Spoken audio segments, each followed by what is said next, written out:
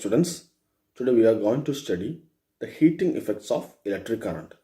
It's a very small topic. After that, we will continue with meter bridge and potentiometer. So, heating effects is a very small topic. Let us study what is heating effects.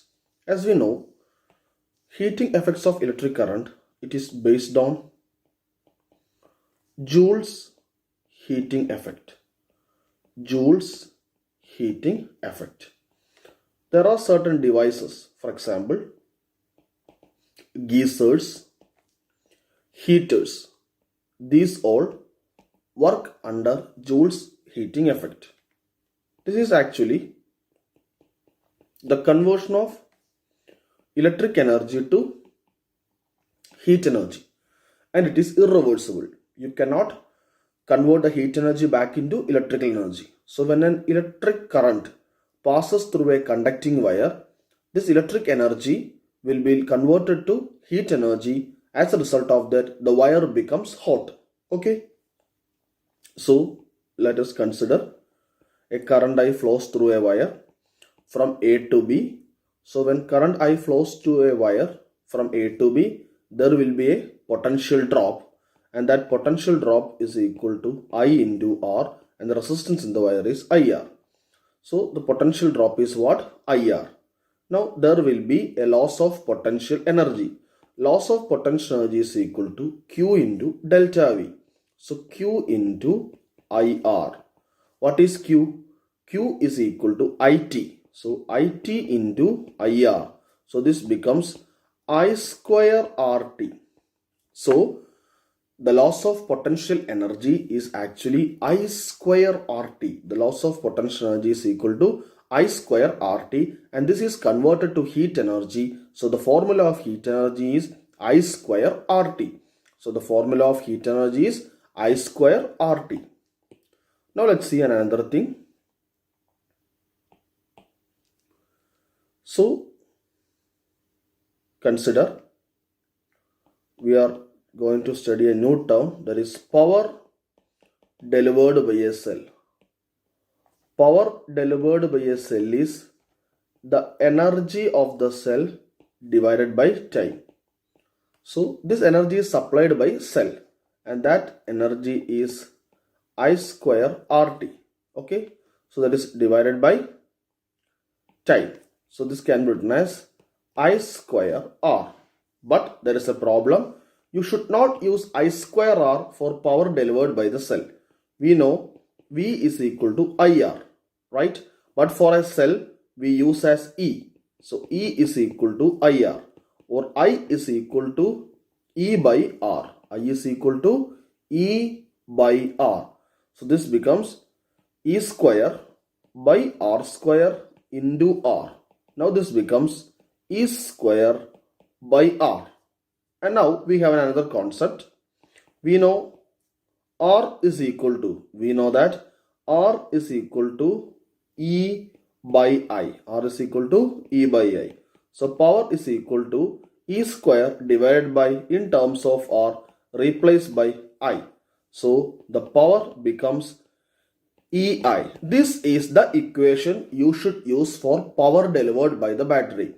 On the way, on deriving EI, I have used many equations, but you should not use all those equations. You should use the final equation for power delivered by a battery, that is EI. So power delivered by the battery is EI. Clear? So it's a very important thing. Power delivered by the battery is EI. Now the next term, power consumed. So just before we told that is power delivered. Power delivered is EI. Power consumed, the formula is I square R, or it is V square by R. It is V square by R. See, this is a cell, and across the cell I have connected a resistance. So this is power delivered. Power delivered is, it is EI. So when the electric current passes through the resistor, there will be some power consumed. That consumed power is I square R, or V square by R. I is the current that is flowing through the resistance, and across these 2 points, A and B, the potential difference across A and B is equal to V. So you have to study two equations. The first equation is the power delivered by the battery. The formula is E into I, where E is the EMF of the cell. Now, from that cell, current is flowing through a resistance.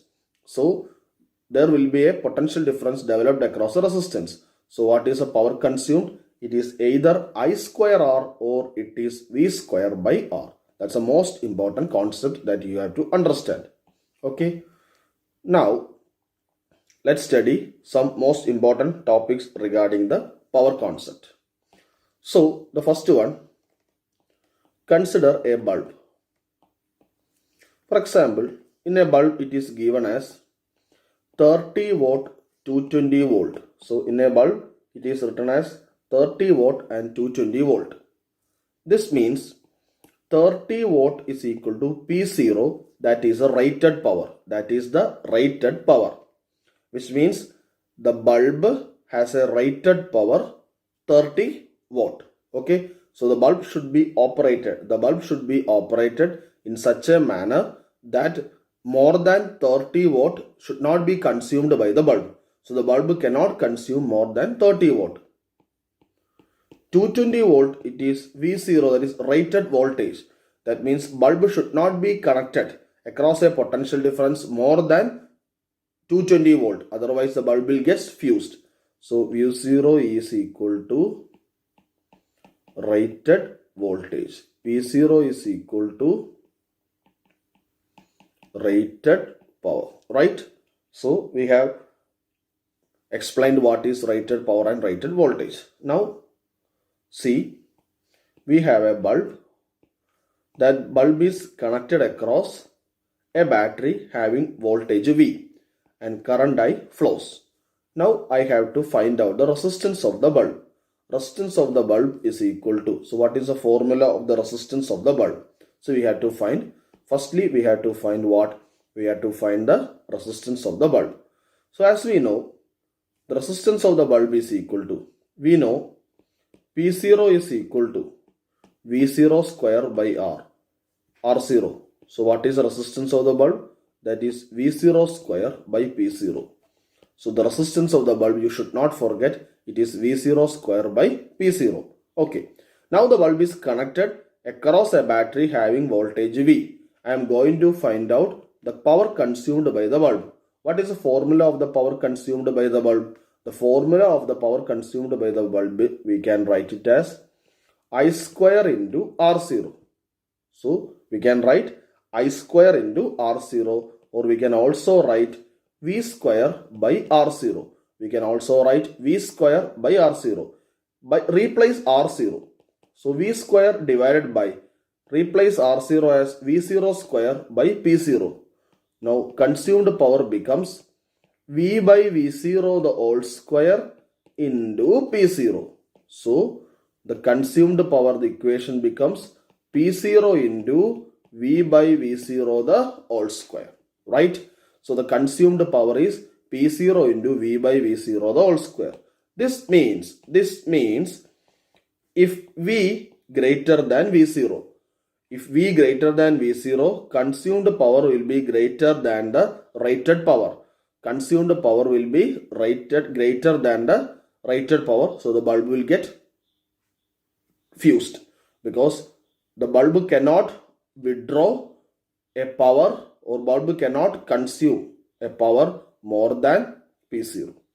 So the consumed power is greater than its rated power. So if consumed power is greater than its rated power, so what happens is that V greater than V0, which means if the bulb is connected across a voltage V, and if that V is greater than the rated voltage, what happens? The bulb will draw more power. If that happens, the bulb will get fused. So this is a concept of fusing of the bulb. So what happens is that when a bulb fuses, if the bulb is connected across a battery which is having voltage V, it is having a voltage V, and if that V is greater than V0, if that V is greater than V0, what happens? The bulb gets fused, right? So very important concept. So we have completed the concept of fusing of the bulb. Now we have to study one more thing, that is rate of heat loss. That is heat lost per second per area in a given wire. Heat lost per second per area in a given wire. Study the next concept, that is rate of heat loss per area per unit time. So it's a very important concept. So we are going to study the rate of heat loss, that is H. H is equal to rate of heat loss per area per second. H is equal to, so the equation will be I square rho divided by 2 pi square r cube. So this will be inversely proportional to the radius of the wire. So if you reduce the radius of the wire, the heat loss will be greater. The heat loss will be greater, right? So it's a very important concept. The rate of heat loss per unit area per second. Okay.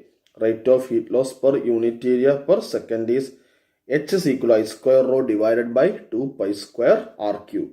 So it is never depending upon length of the wire. It is never depending upon the length of the wire. So the amount of the heat that is lost per second per area, the formula is I square rho divided by 2 pi square r cube. So if you reduce the radius of the wire, the heat loss will be more. Now the last section in this heating effect is fuse wire. The last thing here it is fuse wire. Fuse wire, as we all know, a fuse is actually connected to an electrical appliance in series. So a fuse is always connected with an electrical appliance in series.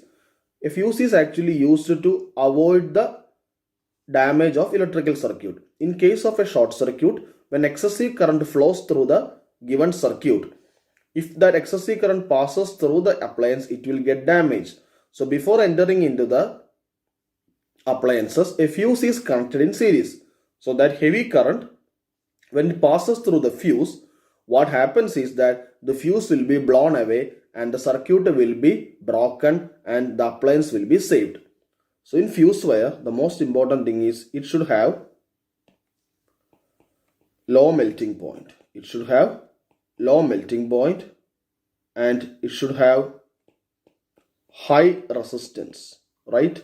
So a fuse should have low melting point and it should have high resistance. That's the most important thing. A fuse wire is made up of 75% lead and 25% tin. So 75% lead and 25% tin. It should have low melting point, which means the fuse should be blown away quickly.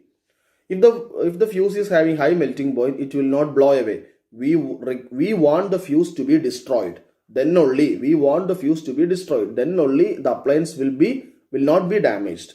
So 75% tin, 25% lead, 25% tin. The fuse wire should have low melting point and it should have higher resistance. The fuse wire should have high resistance. Clear? Okay. So this is actually fuse wire and it is always connected in series with the appliance. So this is the basic things regarding the fuse wire. Now we are moving to the next concept, that is meter bridge. So our next topic is meter bridge. Look at the topic. This is meter bridge. Now we can study what is meter bridge. Now into the right of the diagram, you see we have a Wheatstone bridge, P, Q, R and S. So let's write certain things here. Here I am writing as P and here I am writing as Q. Now let's see what is a meter bridge. A meter bridge is also known as slide wire bridge. A meter bridge is also known as slide wire bridge. It is analogous to, a meter bridge is analogous to Wheatstone bridge. Meter bridge is analogous to Wheatstone bridge. Now let's identify certain things. Here is a scale, a meter scale having 1 meter length or 100 centimeter. Now a conducting wire is connected. The wire is having length 100 centimeter and it is AB. These are copper strips. These are copper strips having area of cross section high. If a copper strip is having high area of cross section, it will have almost zero resistance. If it is zero resistance, what happens is this can be connected as a short circuit. If it is short circuit, all the points have same potential. So the most important thing, if this point is A, this point is also A, because since there is no resistance, it can be considered as a wire having zero resistance. Then this point is also A. This point is B. This point is also B. This point is also B. So 3 points A, because there is no resistance. 3 points B, there is no resistance. Now a cell is connected between A and B. You can understand a cell is connected between A and B, and cell is having a voltage V. Now a current will be flowing from the cell. Current will be flowing from the cell and it is flowing and it reaches A. Clear? From A, it is connected by a resistance to point C. Now see this diagram. Here it is A. A is connected to C. And there is a resistance between A and C, that is P. That is P. And let this P be an unknown resistance. We don't know the resistance. Let that P will be unknown resistance. Now, through P it is connected to C. So A is connected to C through P. Now, since this is a copper strip, this point is also C. Clear? Now, from C it is connected to B. So C is connected to B with the resistance Q. And Q is in the meter bridge. Q is termed as resistance box. In the meter bridge, Q is termed as resistance box, because in that box we can change the values of resistance. In that box I can change the value of resistance. So we got A, C and B, resistance P as unknown and Q as resistance box. Now, let's see another thing. Now we have two resistance missing, that is R and S. So R and S, there are no resistance in this meter wire bridge. And from C to D, there is a galvanometer connected. Between C and D, there is a galvanometer connected. So from C, I connected a wire. I connected a galvanometer. Then a jockey is with me. This is a jockey. A jockey is a metal pointer, and I placed the jockey on this point. This point is D. This point is D. Now look at that. From C to D, a galvanometer. A is connected to D with a resistance R. Now A is connected to D. Now there will be a resistance for this wire. There will be a resistance for this wire, and let it be R.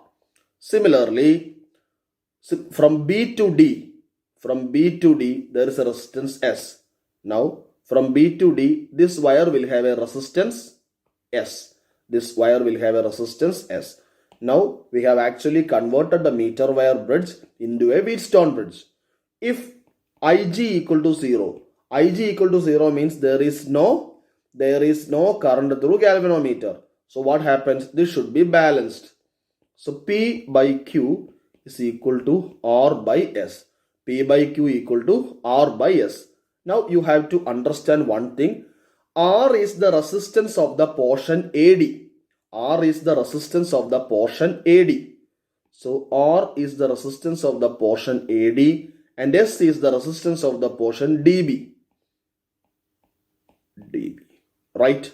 Now we have resistance is equal to resistance per unit length into length.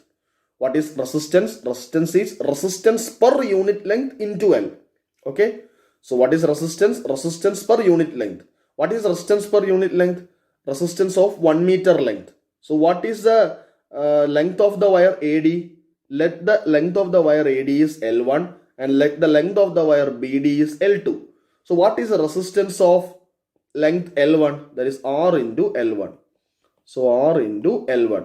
What is the resistance of length dB? R into L2. This becomes P by Q is equal to L1 by L2. If one is X and other will be 100 minus X. This is a basic equation we are using to find out unknown resistance P. So, we have a Wheatstone bridge. We are converting this meter wire bridge into a Wheatstone bridge. So, what is the formula? P by Q is equal to L1 by L2. Okay, P by Q is equal to L1 by L2. Actually, P by Q equal to what? R by S. What is R? Resistance of the wire L1. How can we write the resistance of wire L1? Resistance of the wire is equal to resistance per unit length into L. So it is small r into L. So that is P by Q equal to L1 by L2. If L1 is X, L2 will be 100 minus X because the total length of the wire is given as 100 centimeter. So you have to finally study the formula P by Q equal to L1 by L2 or it is X by 100 minus X.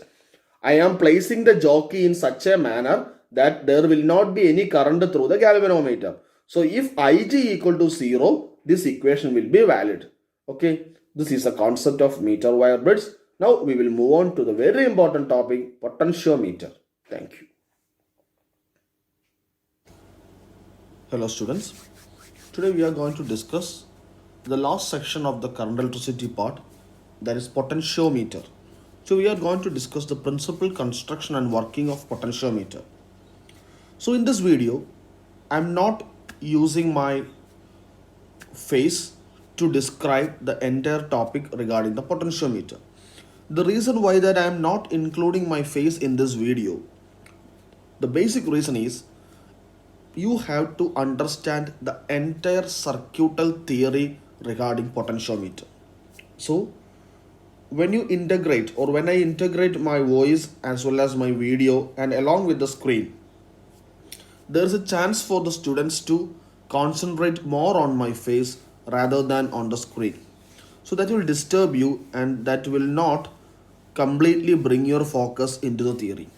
So for the time being, for this potentiometer concept, you have to entirely focus on my voice and as well as on the screen to study what is the theory of potentiometer. This is completely regarded as one of the toughest topics in current electricity. So that's the basic reason I already give you a presumption that you have to focus entirely on my voice and on the screen. So what is actually potentiometer? Potentiometer is actually a device which is used to measure the voltage. We have already understood a device known as voltmeter. Voltmeter is actually used to measure the potential difference. Voltmeter is used to measure the potential difference. But potentiometer is used to measure the EMF of a cell. You cannot use the voltmeter to find out the EMF of a cell. A voltmeter has to be connected parallel to the circuit. Some current will be drawn from the circuit. Practically, some current will be drawn by the voltmeter when a voltmeter is connected parallel to the circuit. But to determine the EMF of the cell, you cannot draw the current while measuring the EMF because EMF is actually open circuit voltage. So when the battery is in open circuit, we can measure EMF. So you cannot measure potential difference or EMF of a cell using voltmeter because a voltmeter always draws some current. In an open circuit, there is no current flowing. EMF of the battery is measured using potentiometer without drawing any current. So that is the basic reason we use potentiometer to find out the EMF of a cell. That's the first use. There is also another use of potentiometer. Potentiometer can be used to compare the EMF of a cell. Potentiometer can be used to compare the EMF of a cell. Potentiometer can be also used to find the internal resistance of the cell. Now let's move to the most important topic in the potentiometer. The most important topic in the potentiometer is potential gradient. So everyone has to focus on what I am talking and on the screen. So what is potential gradient? So let's understand what is the concept of potential gradient. So potential and gradient. Potential divided by length is actually known as potential gradient. So for understanding what is potential gradient, let's see what is potential gradient. It is actually based on a new concept or a new principle, okay, such that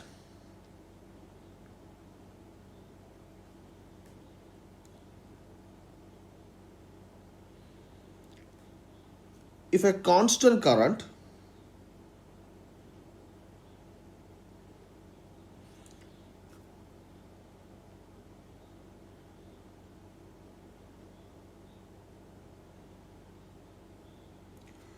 passes through a wire of uniform cross section. So we are taking a wire having uniform cross section and we are passing current through that wire. The potential difference developed across the wire is proportional to length. That is the principle of potential gradient. So delta V is a potential gradient and that is proportional to the length of the wire. So now we have to understand one thing. The resistance of the wire is equal to rho L by A. As we know, resistance of the wire is equal to rho L by A. Now, let's put this equation here. Potential difference is equal to IR. From Ohm's law, we know potential difference is equal to IR and I into rho L by A. Now, what I am doing is that delta V is equal to, it is rho I by A or I rho by A into L. Now, this I rho by A is a constant. So potential difference is equal to K into L and that K is known as delta V by L or that is known as potential gradient. And what is the formula of potential gradient? I rho by L. So this is the concept of potential gradient. It is I rho by A or it is potential difference developed per unit length, that is known as potential gradient. Now let us understand what is the basic concept of potentiometer. So before studying the construction of potentiometer, let us analyze the principle of potentiometer using a parallel connection of two cells E1 and E2. Now you can see two cells which are parallel connected and between the circuit I am going to draw a galvanometer. So I am inserting a galvanometer in the circuit. A galvanometer always shows deflection. In galvanometer there is actually a needle. So I am drawing a needle here. In galvanometer the deflection of the current is detected by the deflection of the needle. Now a needle can be deflected towards right or left.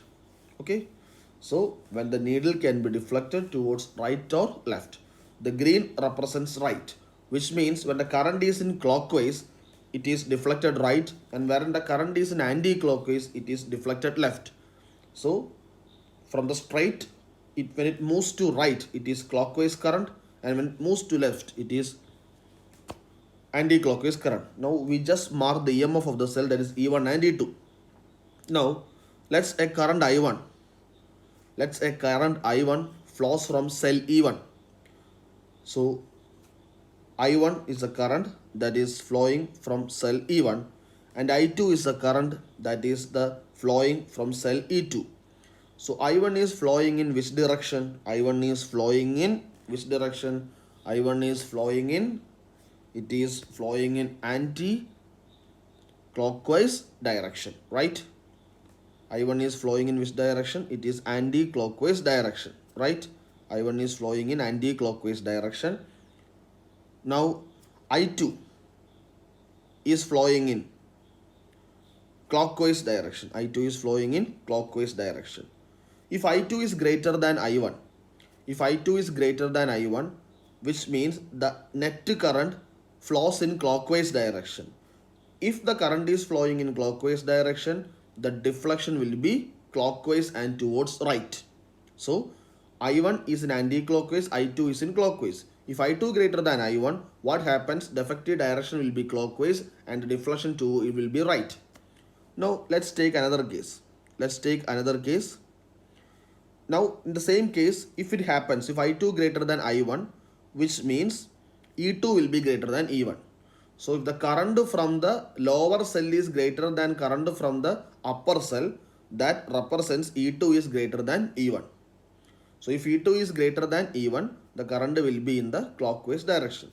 Now take another case. If I1 is greater than I2, which means the anti-clockwise current is greater than the clockwise current. If anti-clockwise current is greater than the clockwise current, the effective current will always flow in the anti-clockwise direction, which means I1 greater than I2, E1 greater than E2. If E1 is greater than E2, I1 is greater than I2, the effective current will be in the anti-clockwise direction, which shows that the galvanometer is deflecting towards left. Now, there is another concept known as null deflection. As you know, what is null deflection? There is no deflection, which means I1 is equal to I2 or E1 is equal to E2. So, a galvanometer shows null deflection if both cells have same EMF. If both cells have same EMF. This is a basic principle of potentiometer. So, a galvanometer shows null deflection if the EMF of the cells are equal in the lower part and upper part. Okay, clockwise means towards right, anti-clockwise means towards left. So, this is a basic principle of potentiometer.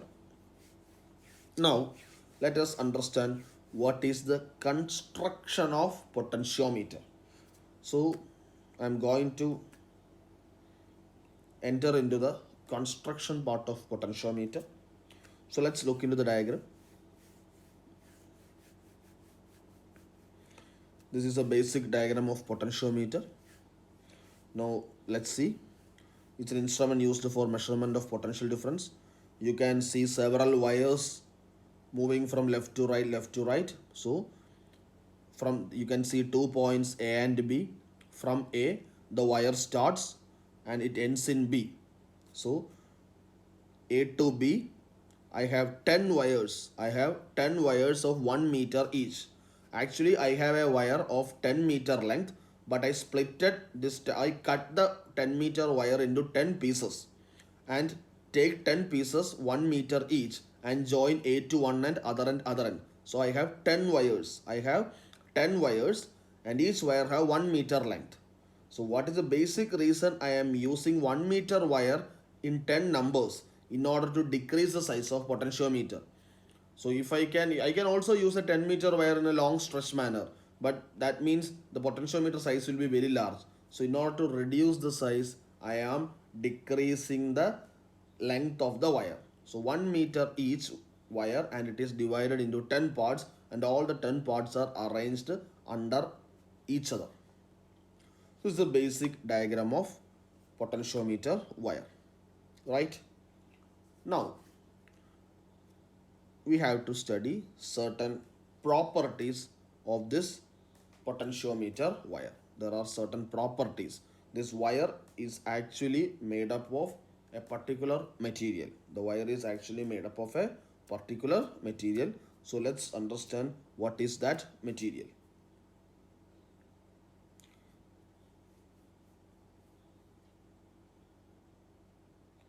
This is actually made of constantan or magnanin. Okay, constantan or magnanin is a very important thing that the wires are made up of constantan or magnanin.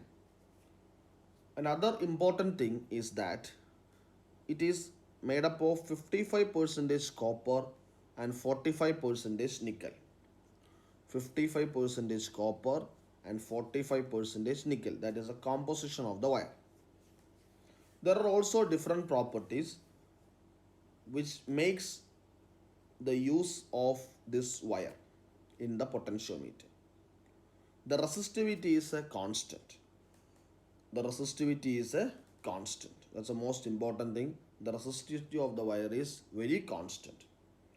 Another thing is that the coefficient of linear expansion of the wire is also very small.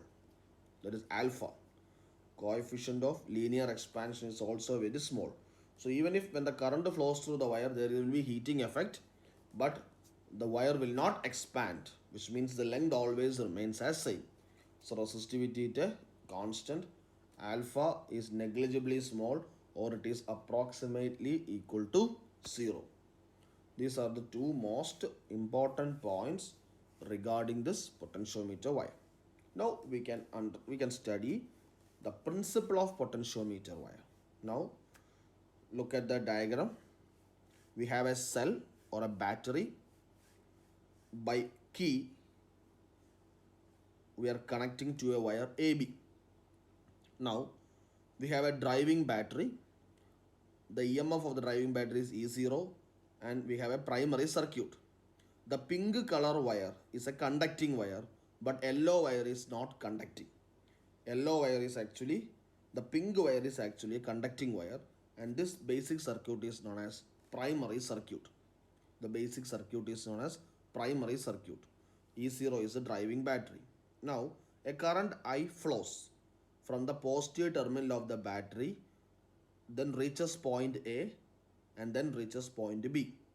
So the current is actually EMF of the cell divided by the total resistance.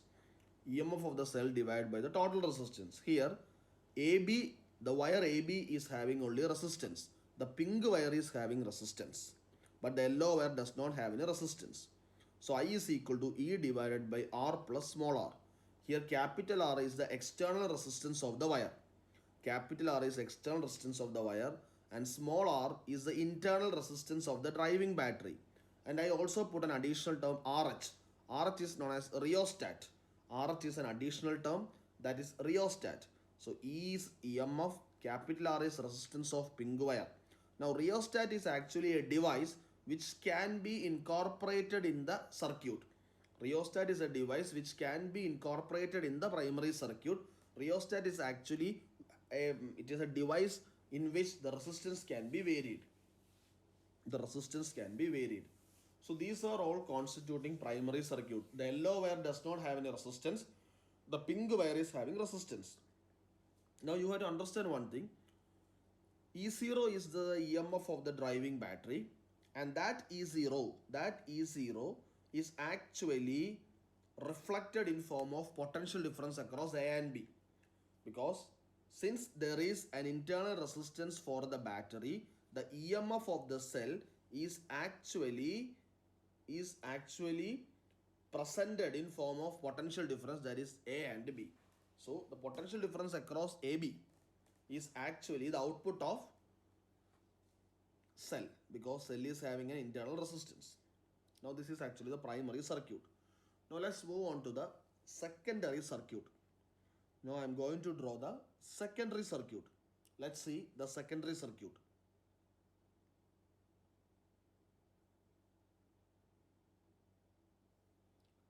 So in the secondary circuit, what we are going to do is that we are beginning from point A, and I attach another battery. So from point A, an yellow wire is taken which is having zero resistance. It is connected to the positive terminal of the cell. Then from the negative terminal of the cell, it is attached to the negative terminal of the galvanometer. Then again from the galvanometer, with the help of a high resistance, it is connected to jockey J. So this is secondary circuit. So the positive terminal of the battery is connected to the positive terminal of the lower cell. The negative terminal is connected to the one of the terminals of galvanometer, and other galvanometer is actually connected through the high resistance, and it is connected to a jockey.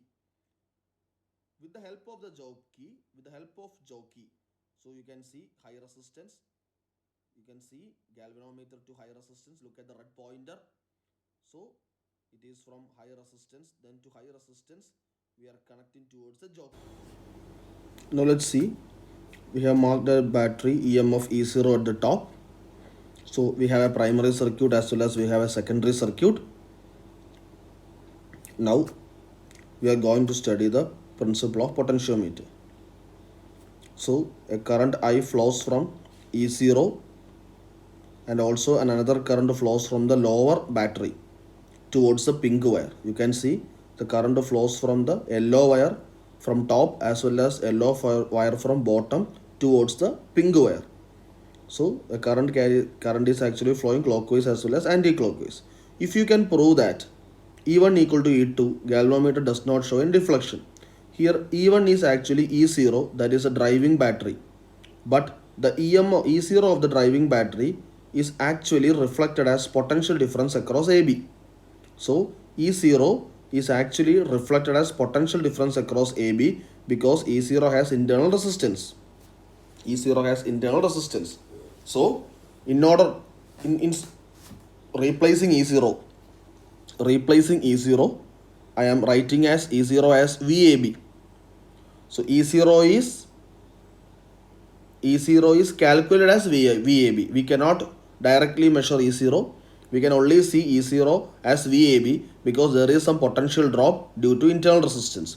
If VAB is equal to capital E, VAB is a potential difference across AB and capital E is the EMF of the cell in the secondary circuit, which means if VAB equal to E, no current will flow through the galvanometer.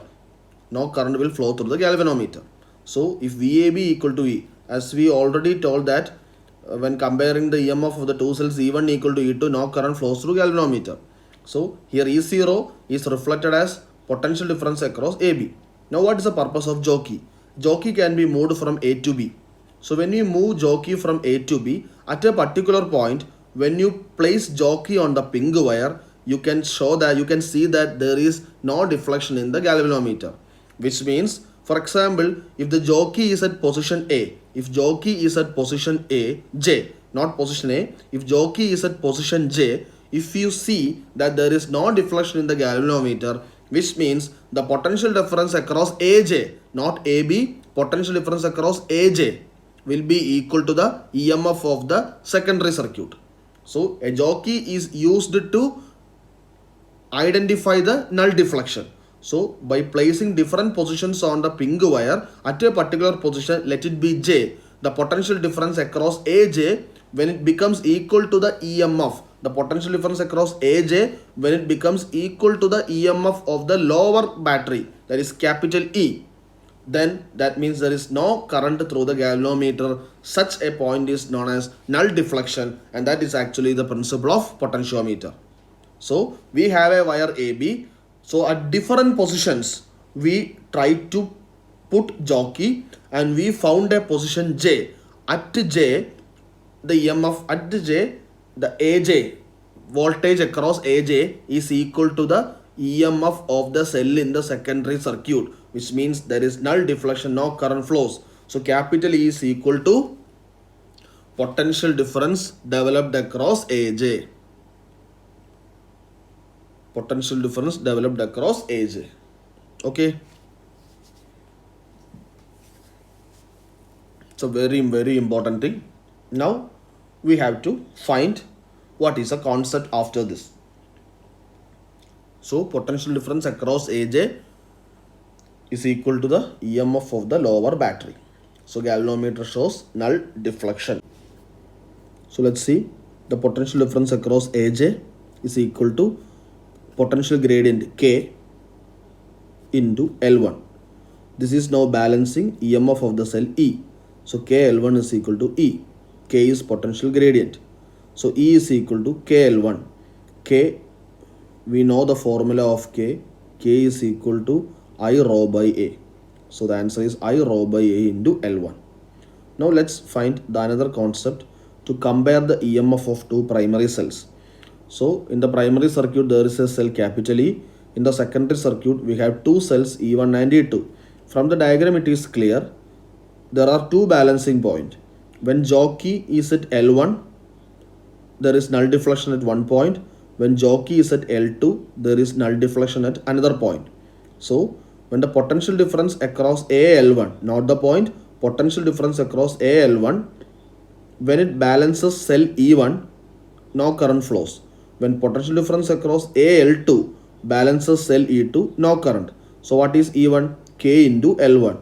Okay, E1 is equal to K into L1. So when jockey is at L1, the potential difference across AL1 is equal to the EMF E1. Now the second case. In the second case, let's see what is happening in the second case. In the second case, when you consider cell E2, it is actually balanced when jockey is at position L2. So we can write E2 is equal to, E2 will be equal to K into L2. E2 will be equal to K into L2. So on dividing E1 by E2 equal to L1 by L2. So this is the second use of potentiometer. Now we are going to the third application of potentiometer, that is measuring the internal resistance. So here you can see there is a battery on the primary circuit with a key K1. Now we have a wire CD, that is potentiometer wire. In the secondary circuit you have a battery or a cell. It is having an EMF that is denoted by a Greek letter, and that will be having an internal resistance. So the battery in the secondary circuit is having internal resistance, and parallel to the battery I am connecting an external resistance with a key K2. Then all other things are as usual. We are connecting a galvanometer with a high resistance and a jockey. So the cell, this cell, look at the pointer, this cell is having internal resistance. So in order to find the internal resistance, what I am going to do is that I am going to remove the external resistance here. So I am going to remove the external resistance. So my first step is to remove the external resistance. Okay. So I have removed the external resistance. Okay. Now as usual what we have already discussed. Now this cell is having an EMF. Let this cell is having an EMF E. Okay. The cell in the lower secondary circuit, and let it be have a EMF E. And now the jockey is at position J. The jockey is at position J, right? Now what is the next step?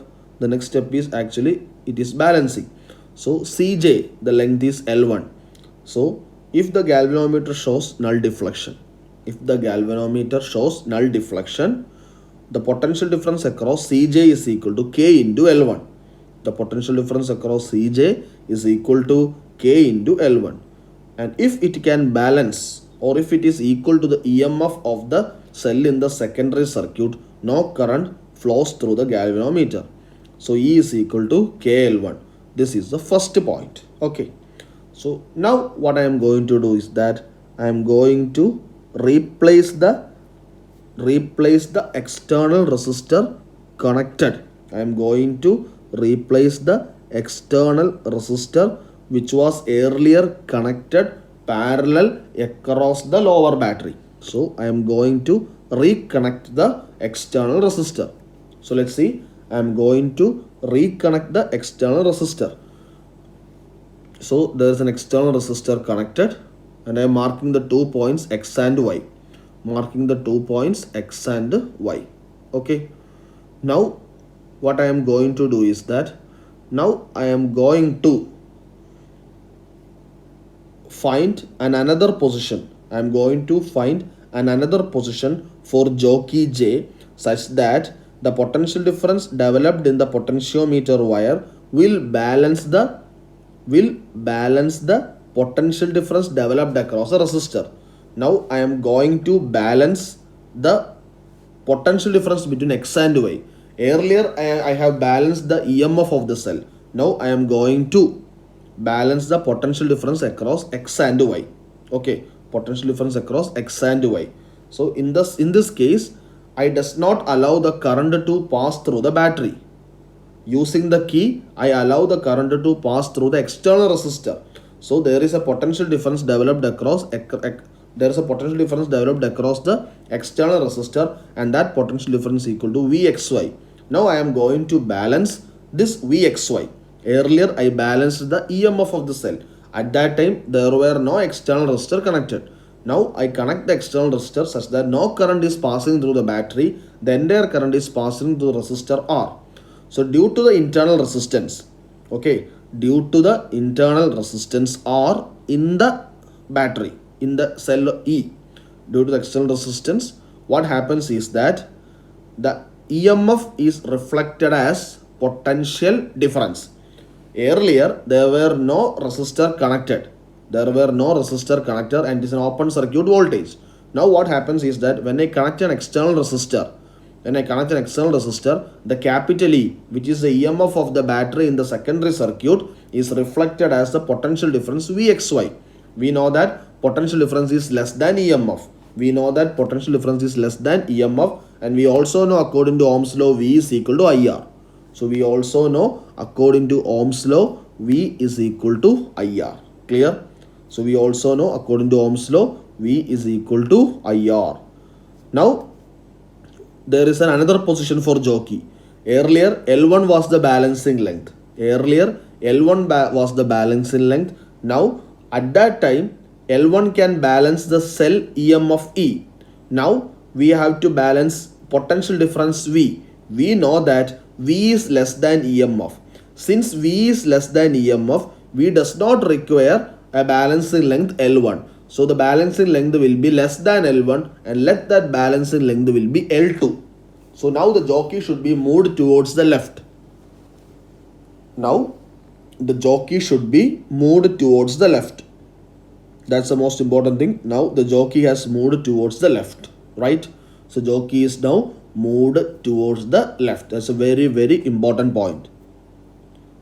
Now the potential difference across Cj is equal to K into L2.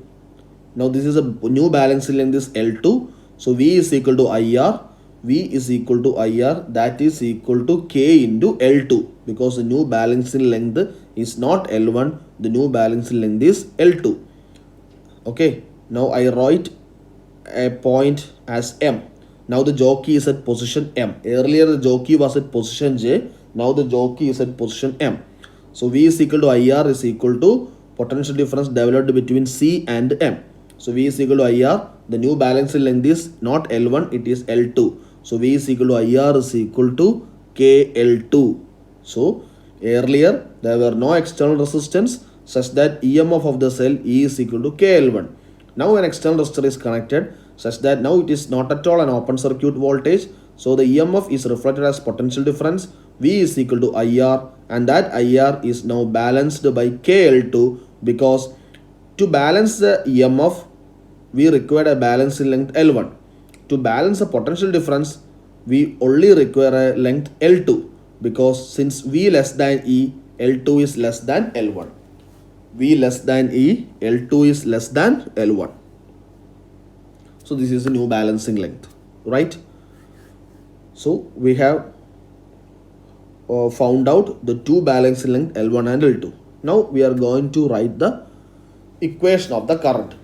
So what is the equation of current when the battery has internal resistance? E divided by capital R plus small r. E divided by capital R plus small r. This is a total current passing through. Okay. So I is equal to E divided by R plus R. This is a total current passing. Now let's move into the last part of the stage, the last part. So we have already written I is equal to E divided by R plus R. Now our aim is to find out the internal resistance. So let's see.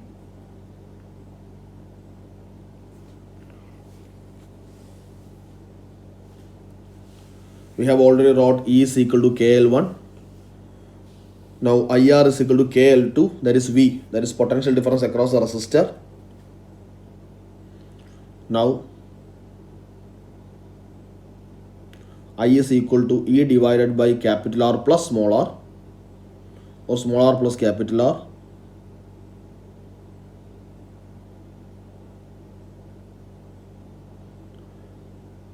Now E divided by R plus R into R is equal to KL2. IR is equal to KL2. Replace I as E by R plus R. That is equation 1. That is equation 1. Now E is equal to KL1. That is equation 2. Now I am going to divide equation 1 divided by equation 2. So equation 1 divided by equation 2. So what happens is that the EMF of the cell, capital E, gets cancelled. So you will get R divided by, R plus R divided by capital R.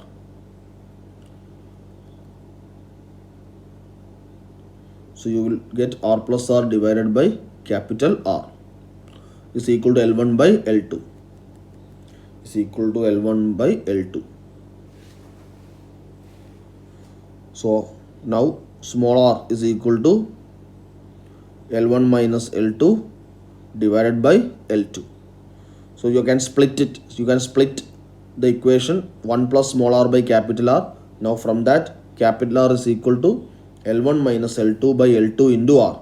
So this final equation you have to study. What is the formula of internal resistance? L1 minus L2 divided by L2 into capital R.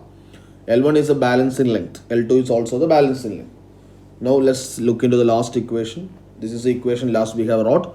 R is equal to L1 minus L2 divided by L2 into capital R. Now multiply K by into numerator as denominator. So KL1 minus KL2 divided by KL2 into R. What is KL1? E. What is KL2? V. So E minus V divided by V into R. So this is the formula of internal resistance. So taking R as common, splitting it as, so what is internal resistance? It is capital R into E by V minus 1. So all those final equations you have to understand. L1 minus L2 by L2 by L2 into R. So very important topic. So we have finished the chapter current